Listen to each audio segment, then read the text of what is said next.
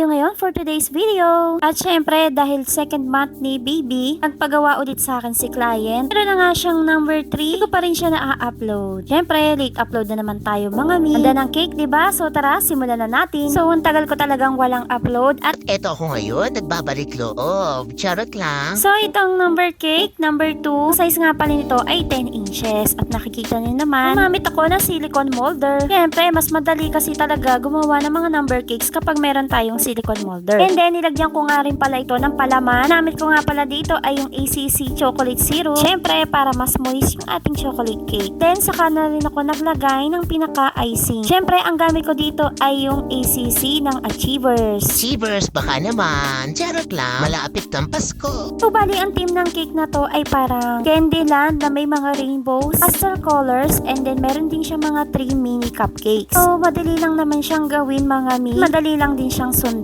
Oo lang, ay nag-enjoy ako sa paggawa ng number cakes. Madali lang kasi talaga siyang gawin. Gumamit na nga pala ako ng cake lifter para maipatong yung top na number 2. Nag-insert lang ako ng mga toothpick para sa support. And then, nag-pipe na ulit ako sa ibabaw. So, I think 6B nga pala yung piping tip nito. Hindi ako sure mga mi. Piping tip is maraming ngipin. At eto nga palang si client ay aking kumare. Client ko nga pala siya. Sabi nga niya ay monthly magpapagawa siya sa akin ng cake. So, ang saya lang talaga sa pakiramdam kasi nga kung matutuloy siya, every month ay meron akong pa-order. Then, eto na nga pala yung mga toppers. Pastillas fondant nga pala yung gamit ko dito. So, kung mapapansin nyo, ay meron nga akong maling nagawa diyan. Pangalan ng celebrant. Si instead of Leah, ang nagawa ko is Ella. So iniisip ko talaga kung sino si Ella mga mi. Medyo latang tayo ngayon for today's video sa paggagawa ng topper. Napaka-importante talaga mga mi. Palagi tayo nagbabackread and palagi tayo nag-check ng mga details. Kasi nga mahirap din kapag nagkamali. Na lang ay nagawan ko ng paraan at ito'y aking inulit bago ko man din isend kay client. Siyempre nakakahiya din naman no. And yung isa sa mistake ko dito, bukod sa name ay medyo napalaki yung aking topper. Pinaka-rainbow. Actually binawasan ko na nga yan mga mi. So ayun, malaki pa nga rin siya. Pati yung pinaka-mini cupcakes at ay 3/4 ounce yung size niya. 1 ounce pala yung aking nailagay. Ay nako. Talaga naman, hindi talaga nawawala yung mga lutang moments. And then, naglagay na rin nga pala ako ng mga silver dust para sa shining and shimmering effect. At